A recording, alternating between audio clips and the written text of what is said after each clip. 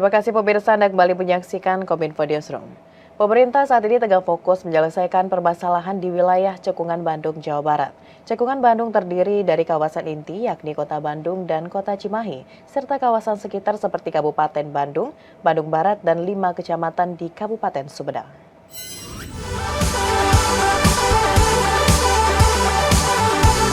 Usai mengikuti rapat terbatas dengan Presiden Joko Widodo, Menteri Perhubungan Budi Karya Sumadi mengungkapkan bahwa Presiden meminta pihaknya mengkaji rencana transportasi terpadu di Cekungan Bandung.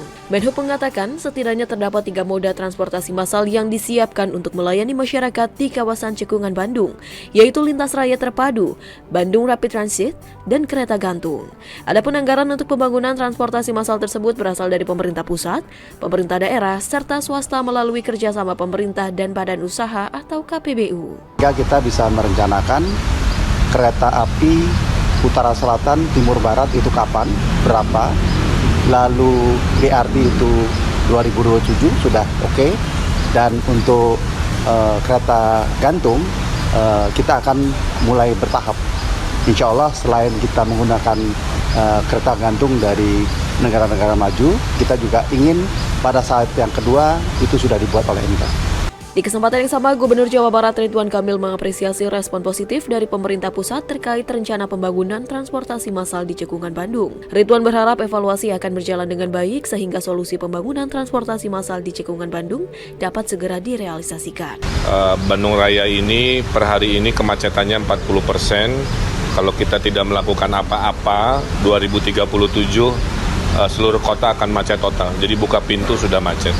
Oleh karena itu ada 5 solusi yang sedang dipersiapkan, dimulai dengan hadirnya Badan Pengelola Cekungan Bandung. Jadi 5 kota yang selama ini mungkin punya ego sektoral, sekarang bisa dikendalikan, dikoordinasikan oleh Badan Pengelola Cekungan Bandung yang lahir oleh Perpres dari Pak Jokowi di tahun 2018. Terkait anggaran, Ridwan Kamil juga menyebut bahwa memang dibutuhkan bantuan pembiayaan dari banyak pihak untuk membangun transportasi publik di Bandung, melihat anggaran daerah yang terbatas. Kami harus akui anggaran daerah itu tidak pernah bisa cukup ya untuk membiayai proyek-proyek transportasi massal sebesar ini. Kita butuh kurang lebih 100 triliunan untuk menaikkan dari 13% warga naik public transport menjadi 50% warga Bandung Raya naik public transport. Jadi per hari ini hanya 13% warga Cekungan Bandung yang naik public transport. Nah, dinaikkan ke 50%, kosnya tidak murah tapi harus dilakukan. Rapat Dewan Komisioner Bulanan Otoritas Jasa Keuangan menilai stabilitas sektor jasa keuangan nasional tetap terjaga. Ketua Dewan Komisioner OJK Mahendra Siregar mengatakan stabilitas sektor jasa keuangan juga tetap resilient. Ketua Dewan Komisioner Otoritas Jasa Keuangan Mahendra Siregar dalam rapat Dewan Komisioner Bulanan menilai stabilitas sektor jasa keuangan nasional tetap terjaga dan resilient yang didukung permodalan solid dan likuiditas memadai. Mahendra memastikan kinerja perekonomian nasional terpantau positif terutama pada dunia usaha. Hal tersebut terlihat dari peningkatan surplus neraca perdagangan yang kembali meningkatnya PMI Manufaktur Juli 2023 menjadi 53,3 sementara pada Juni 52,5 serta peningkatan utilitas kapasitas industri. Meskipun demikian, potensi peningkatan kinerja sektor rumah tangga dan sisi permintaan secara umum masih perlu didorong. Sementara itu, Ketua OJK Mahendra mengatakan IMF meningkatkan proyeksi pertumbuhan perekonomian global pada 2023 menjadi 2,7%. Selain itu, pasar memperkirakan siklus peningkatan suku bunga kebijakan di Amerika Serikat telah mendekati akhir saat The Fed menaikkan suku bunga antar bank sebagai biaya pinjam meminjam cadangan bank sebesar 25 basis poin. Mahendra menilai hal tersebut mendorong penguatan pasar keuangan global baik di pasar saham, pasar surat utang maupun pasar nilai tukar. Di dalam negeri, kinerja perekonomian nasional terpantau positif, terutama pada dunia usaha, yang terlihat dari peningkatan surplus neraca perdagangan, kembali meningkatnya PMI Manufaktur Juli 2023 menjadi 53,3 dibandingkan bulan Juni 52,5, serta peningkatan utilitas kapasitas industri. Namun demikian, potensi peningkatan kinerja sektor rumah tangga dan sisi permintaan secara umum masih perlu didorong. Terlihat dari berlanjutnya tren penurunan inflasi inti, moderasi penjualan retail, dan optimisme konsumen.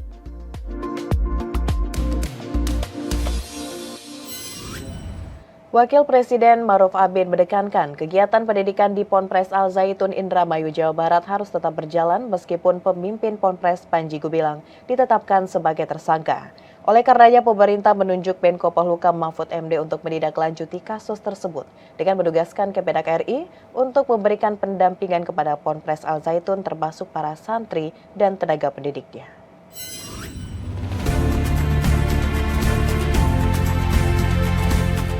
Wakil Presiden Maruf Amin menekankan kegiatan pendidikan di Pondok Pesantren Al Zaitun Indramayu, Jawa Barat harus tetap berjalan meskipun pemimpin ponpes tersebut telah ditetapkan sebagai tersangka. Menurut Wapres, para santri di pesantren tersebut perlu diberikan bimbingan agar tidak memiliki pemikiran atau ideologi yang menyimpang.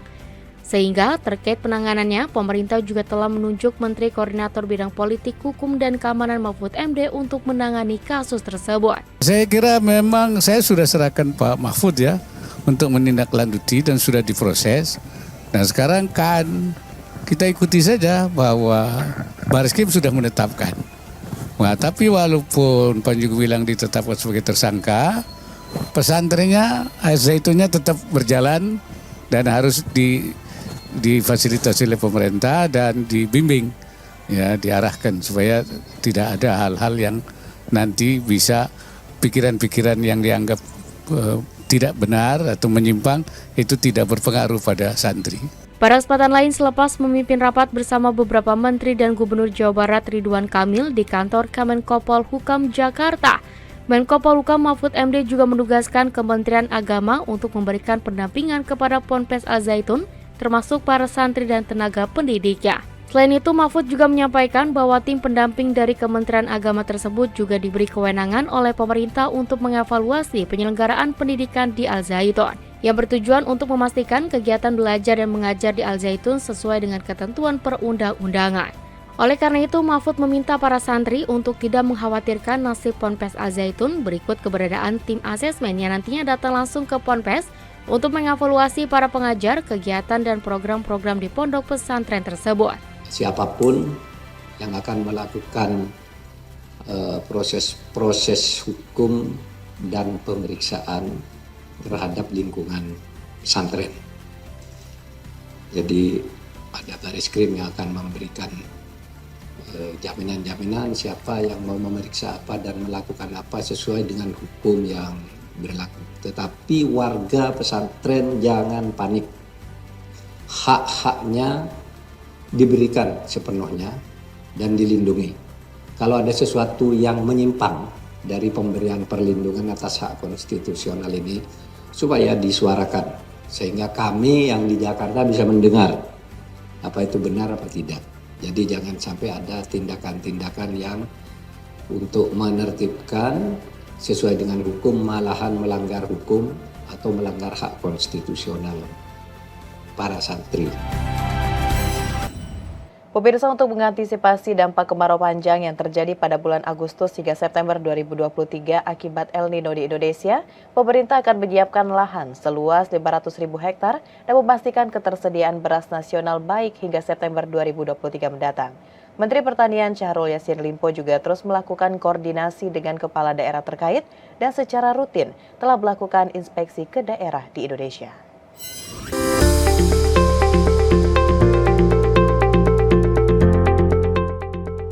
Memitigasi dampak El Nino atau musim kemarau panjang, Menteri Pertanian Syahrul Yassin Limpo mengatakan akan menyiapkan 6 daerah penyangga produksi beras yang tersebar di Jawa, Sumatera, Kalimantan, NTB, Banten, dan Lampung.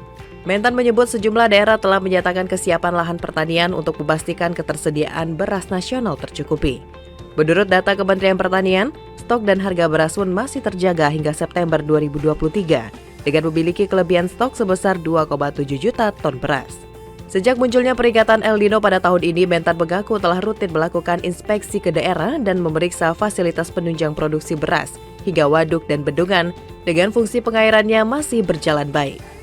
Lebih lanjut, Mentan juga mengungkapkan dirinya telah aktif melakukan koordinasi dengan kepala daerah dan sudah memetakan dampak terburuk terhadap stok beras akibat El Nino di Indonesia pada bulan Agustus hingga September 2023 mendatang. Saya habis cek beberapa waduk-waduk dan dam kita yang besar, ternyata airnya cukup. Dan dam-dam besar itu bisa bertahan sampai 6 bulan tanpa hujan pun. Nah, oleh karena itu kita masih tetap yakin bahwa walaupun El Nino datang, sepanjang semua bupati dan gubernur sama-sama mempunyai niat untuk mempersiapkan diri menghadapi El Nino ini, kita bisa selesaikan dan kemungkinan kekurangan-kekurangan yang atau produksi yang terimbas dari El Nino itu di sekitar 300 ribu ton sampai 1,2 kita bisa siapkan. Saya baru pulang dari 7 provinsi hari ini dan 7 provinsi menyatakan kesiapannya untuk mempersiapkan lahan yang kita konsentrasikan kalau besok ada masalah dengan El Nino untuk kepentingan nasional. Dengan demikian, Mentan Syahrul Yassin Limpo optimis Indonesia dapat mengendalikan dampak El Nino agar tidak mengganggu stok pangan nasional khususnya beras. Pemirsa, usai jeda pariwara kami akan kembali dengan informasi lainnya. Tetaplah bersama Kominfo Newsroom.